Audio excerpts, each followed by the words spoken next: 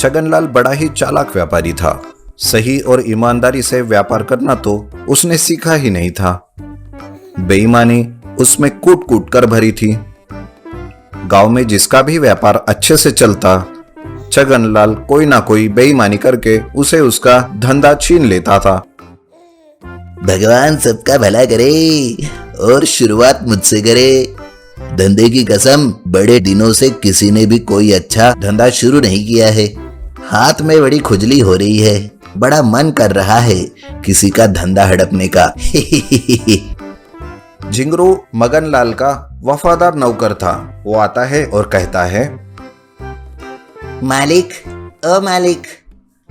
क्या है बे, क्यों चिल्ला रहा है? मालिक, अपने गांव में तो कोई आप डर से नया व्यापार शुरू ही नहीं कर रहा, पर सुना है पास के गांव में एक लड़का है, उसके चक्की के चर्चे आस पास के गांव में फैले हुए हैं। आप चाहो तो ये तो बड़ी कमाल की खबर सुनाई तूने झिंगरू। वैसे भी मेरे पास चक्की के धंधे की कमी थी, वो भी पूरी हो जाएगी। भगवान सबका भला करे और शुरुआत मुझसे करे। झिंगरू, जरा वो चक्की वाले के बारे में पूरी जानकारी तो निकाल, काम आएगी। मगनलाल का अगला शिकार था वो फेमस चक्की, पर मगनलाल उस चक्की के खासियत से वाकिफ नहीं था। पर जल्दी झिंगरू उस चक्की के बारे में जितना हो सके उतना जानकारी दे देता है। वो कहता है, मालिक, वो चक्की के बारे में तो ज्यादा कुछ पता नहीं कर पाया, पर हाँ, उसके मालिक की पूरी कुंडली निकाल लाई है मैंने। किशन है उसका नाम, घर में माँ और बहन है। सब लोग जो कुछ पिसवाना है वो उसके घर दे आते हैं और घंटे भर में ले भी जाते हैं, पर आज तक किसी ने उसके घर से चक्की की आवाज नहीं सुनी। और तो और कभी कभी तो ये तीनों बाहर रहते हैं, फिर भी सब टाइम पर पिसा हुआ मिलता है। कभी किशन या उसके घर वालों के कपड़े आटे से खराब भी होते ना, पता नहीं वो ऐसा क्या जुगाड़ लगाता है, मुझे तो कुछ गड़बड़ ही लगता है।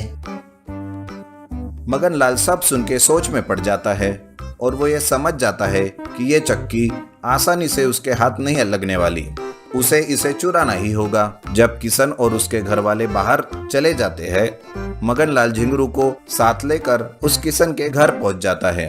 वो कहता है, हैं, ये क्या? पूरा घर छान मारा, यहाँ तो कोई चक्की नहीं दिख रही है मुझे। कहीं और तो नहीं है उसका ठिकाना? क्यों रे झिंगरू? ना ना मालिक, आज तक इस झिंगरू ने आपको कभी गलत खबर नहीं दी। यही कही होगी, छुप के रखी होगी, ठीक से देखते हैं।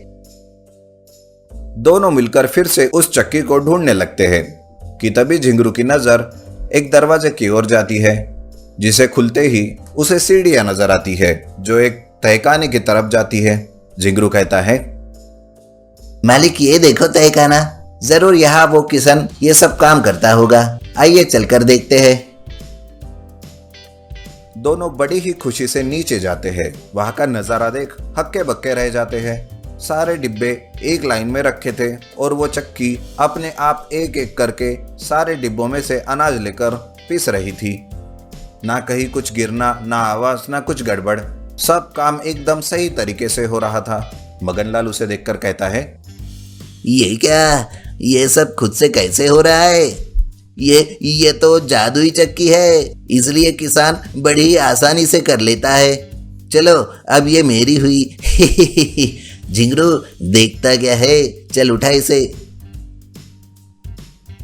जैसे ही झिंगरू उस चक्की को हाथ लगाता है, वो दूर जाकर गिरता है, जैसे कि किसी ने उसे जोर का मुक्का मारा हो। उसकी हालत देख मगनलाल आगे बढ़ता है और कहता है,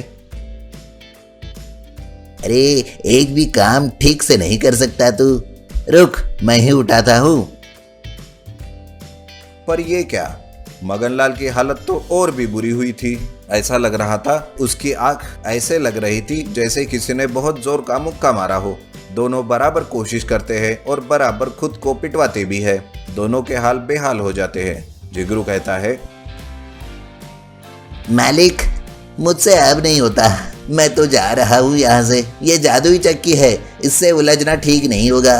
मैं तो कहता हूँ आप भी निकल लीजिए, जा नहीं तो जहाने। हाय रे, क्या मारा है रे। उफ, भगवान सबका भला करे और शुरुआत मुझसे ही करे। चल भाई निकल लेते हैं यहाँ से, वरना ये अपनी हालत और भी पूरी कर देगी। दोनों वहां से रफू चक्कर हो जाते हैं।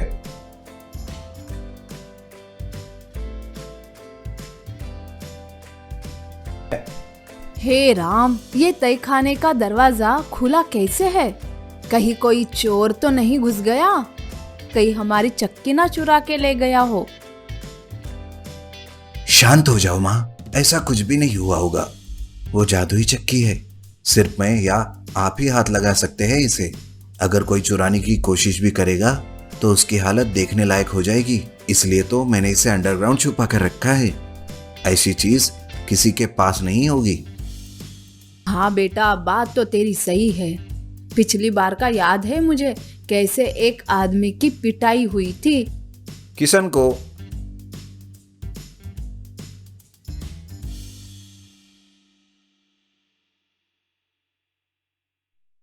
Giant chicken house restaurant. Janakpur नाम के गांव में सतीश नाम का एक आदमी रहता था। वो कोई भी बिजनेस करता, उसे उसमें सक्सेस नहीं मिलता। बेचारा बहुत परेशान था और ऊपर से गांव वाले उसके रंग को लेकर उसे ताने मारते रहते थे। इससे परेशान होकर सतीश गांव से बहुत दूर जंगल में चला जाता है और एक पेड़ के नीचे बैठकर सोचने लगता है। हे भगवान, मैंने ऐसा क्या किया है कि मैं जिसमें भी अपना लक आजमाता हूं उसमें मुझे सक्सेस नहीं मिलती। मेरे पास प्लान रेडी है मस्त जैन चिकन हाउस रेस्टोरेंट खोलने की, पर क्या मैं इतना अनलकी हूं? क्या मेरे काले रंग से इसका कोई लेना देना है? बोलो भगवान बोलो, अब क्या करूं मैं? चुप क्यों बैठे हो? और फिर सतीश रोते रोते वहीं से पेड़ के नीचे सो जाता है। तभी कहीं से आवाज आती है। बेटा, ऐसे क्यों बैठे हो? क्या बात है? घर नहीं जाना क्या? प्रणाम जी, मैं तो कुछ ना कहो, मैंने सब सुन लिया है। तुम चिंता मत करो, भगवान जी के पास हर चीज का हल होता है। देखो फिर तुम्हारी किस्मत कैसे बदलती है। सच्ची? जी हाँ बेटा, अपनी आंखें बंद करो। तभी बूढ़ा आदमी एक मंत्र बोलता है और तभी एक मुर्गी प्रकट होती है। अब आंखें खोलो बालक। जी, ये तो एक साधारण मुर्गी है। इसमें ऐसा क्या खास बात है जो मेरे लक को बदल सकता है? ठहरो बेटा, ये कोई साधारण मुर्गी नहीं है, ये जादुई मुर्गी है। लेकिन वो उसी के पास जाती है जिसके पास साफ मन हो। अगर ये मुर्गी वापस तुम्हारे पास आती है तो समझ लेना तुम दुनिया के सबसे लकी आदमी हो। तुम्हारे पास तब किसी चीज की कमी नहीं होगी। और बेटा, डरो नहीं, तुम्हारी सब इच्छा पूरी होगी। सतीश खुश होकर बूढ़े आदमी को प्रणाम करने के लिए झुकता है और वो वहां से गायब हो जाता है। सतीश मुर्गी को पकड़ने की कोशिश करता है, लेकिन वो उसके हाथ नहीं आती। पहले मुर्गी जाती है सतीश के दोस्त जगदीश के घर। अरे रुको तो, क्या नाम है इस मुर्गी का? अरे ये तो जगदीश के घर पे जा रही है। तभी मुर्गी अपना रूप बदलकर गोल्डन मुर्गी बन जाती है, जिसे देख जगदीश के मन में लालच आ जाता है। तब वो मुर्गी जगदीश के घर के बाहर एक सोने का अंडा देती है। सोने का अंडा?